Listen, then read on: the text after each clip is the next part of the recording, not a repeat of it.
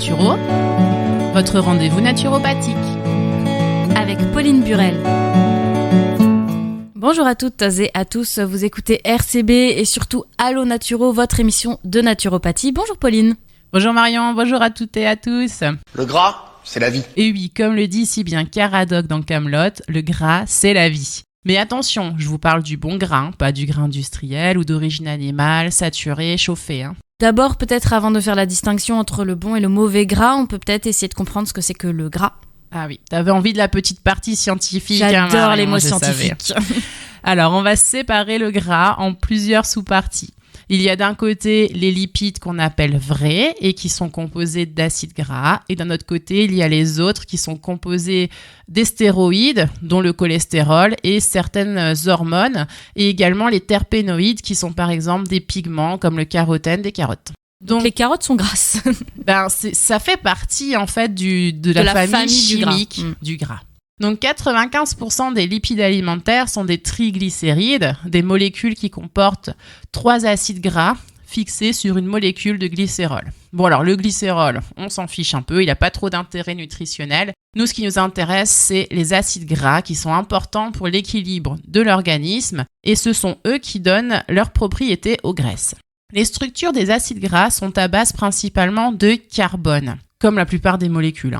Et ces carbones sont reliés entre eux par des liaisons qui peuvent être doubles. Ok, on est dans la chimie, ça va, vous inquiétez pas. Vous avez tous plus ou moins le schéma d'une molécule en tête avec les deux barres. Voilà, c'est ça.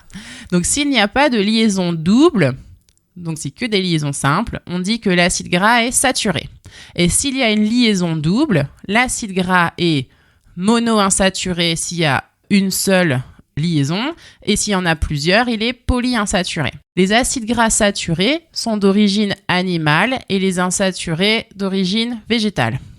Globalement, ce sont les acides gras insaturés que l'on va privilégier. Cette double liaison leur donne une flexibilité et des propriétés bénéfiques. On utilise la position de la première double liaison pour nommer la famille d'acides gras. Alors par exemple, si la double liaison est au niveau du 3e carbone, c'est un oméga 3. Et pareillement, il existe l'oméga 6, oméga 7, oméga 9. Etc., etc. Voilà. Les oméga 3 et 6 sont appelés acides gras essentiels. C'est pour ça qu'on en parle souvent de cela, parce que le corps n'est pas capable de les synthétiser de lui-même. Donc il faut absolument en fournir par l'alimentation. Et alors, c'est quoi les mauvais gras dans cette famille de gras ? Donc le mauvais gras, c'est le gras saturé ou alors le gras insaturé qu'on appelle trans. Encore un petit peu de chimie. On va y arriver. Le mot trans décrit l'organisation des atomes autour de la double liaison. C'est un peu compliqué d'expliquer à la radio, mais en gros, une molécule insaturée avec une double liaison peut être cis ou trans. À l'état naturel, les molécules de gras insaturés sont cis, mais elles peuvent devenir trans à cause des procédés industriels. Les industriels vont rendre l'acide gras trans parce qu'ainsi, il est plus facile d'utilisation et il a une meilleure conservation. Par contre, ça change les propriétés du gras et il devient mauvais. Dans ce cas, il y a une augmentation du risque cardiovasculaire et les acides gras trans s'intègrent dans les membranes cellulaires et perturbent la fonction cellulaire. C'est là qu'on comprend que les produits transformés sont plus mauvais pour la santé que les produits bruts, alors qu'on a l'impression que c'est les mêmes ingrédients à l'intérieur, mais la transformation industrielle va rendre un aliment qui aurait pu être bon à la base mauvais une fois qu'il est transformé. Exactement, à cause des chauffages, ou alors ils font ce qu'on appelle de l'hydrogénation. C'est des techniques en fait particulières qui pour eux leur permettent de fabriquer de manière plus facile, en plus grande quantité, de garder plus longtemps. Mais en fait, l'inconvénient c'est que ça modifie vraiment la structure moléculaire et les qualités nutritionnelles. Exactement. Mais alors, qu'est-ce qui se passe si on n'a pas assez de bons gras, si on a eu trop de mauvais gras liés par exemple à l'alimentation ? Alors, on peut avoir des faiblesses immunitaires, des fragilités ORL, des allergies, des problèmes cutanés, des problèmes hormonaux. Ça favorise aussi les inflammations et ça perturbe la communication cellulaire puisque, je vous le rappelle, les lipides sont les fondements des membranes cellulaires. Et alors, c'est quoi la cause ?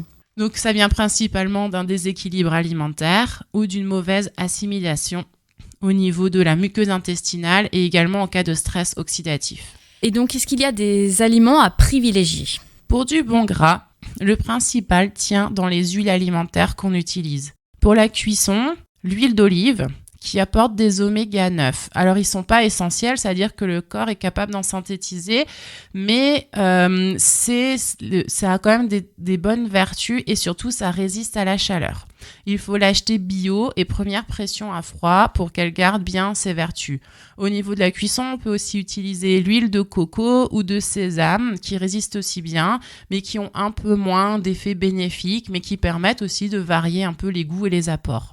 Pour les crudités, il faut apporter des oméga 3 parce qu'on est presque tous en carence, alors qu'au niveau des oméga 6, en général, on en a assez dans notre alimentation. Donc, on va prendre pour les crudités de l'huile de lin, de noix, de colza. Il faut 2 cuillerées à soupe par jour et bien sûr, première pression à froid et bio.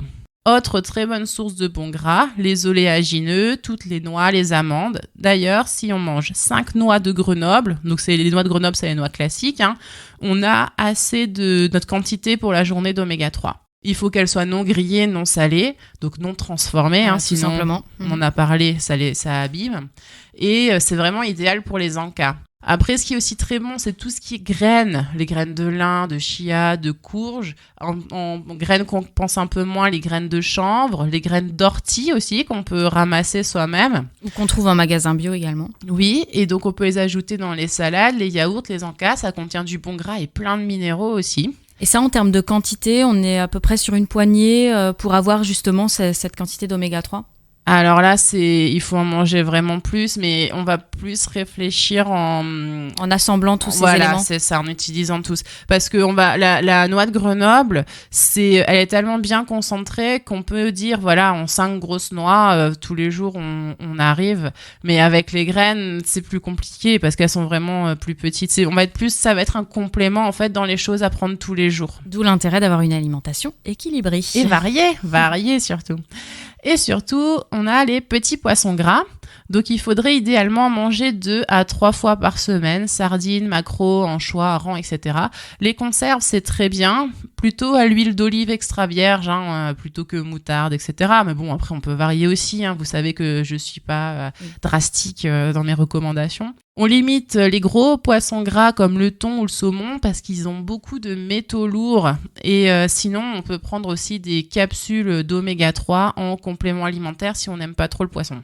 Seule exception quand on a un besoin d'oméga 6, donc je vous ai dit en général on ne complémente pas en oméga 6, sauf quand on a des problèmes de peau ou une sensibilité cutanée. Dans ce cas, on va prendre des oméga 6 qui proviennent de la bourrache, donc on va les prendre en capsule, parce que ce sont des oméga 6 qui sont spécifiques. Ils vont pas entrer en compétition avec les oméga 3. Je vais pas rentrer plus en détail dans l'explication, sinon il faut que je vous parle des enzymes, de la chaîne de métabolisation des acides gras, etc. On a eu suffisamment de mots compliqués dans cette émission déjà. Si vous devez prendre des oméga 6, plutôt la bourrache. Et quels sont les autres aliments ? Là, on a parlé des aliments à privilégier. Quels sont les aliments à limiter cette fois-ci ? Donc, le gras d'origine animale, parce qu'il contient des acides gras saturés, donc charcuterie, fromage, beurre, viande grasse. Également, les produits industriels et transformés à cause de ces fameux acides gras trans. Même si ça a l'air équilibré comme ça, il faut faire attention aux transformations liées à l'industrialisation. Voilà, c'est ça. Et enfin, on évite d'utiliser l'huile de tournesol, de pépins de raisin, de maïs ou de palme. On privilégie plutôt olive, colza pour faire simple, quoi. Et tu nous as pas parlé du cholestérol alors que c'est souvent ce qu'on associe au gras ? Oui, tout à fait. Et je vais en parler la semaine prochaine. La suite au prochain épisode. En attendant, vous pouvez retrouver toutes les autres émissions d'Allo Naturo sur notre site internet www.radio-rcb.fr. Vous avez également une adresse mail qui est dédiée à vos questions pour que vous puissiez les poser à tous les intervenants sur RCB. Ma question tout attachée @radio-rcb.fr. Et pour avoir la suite avec le cholestérol, rendez-vous la semaine prochaine. À la semaine prochaine, Pauline. Bonne journée à toutes et à tous. À la semaine prochaine. Allo Naturo avec Pauline Burel, c'est tous les mardis à 13h sur RCB et sur www.radio-rcb.fr. RCB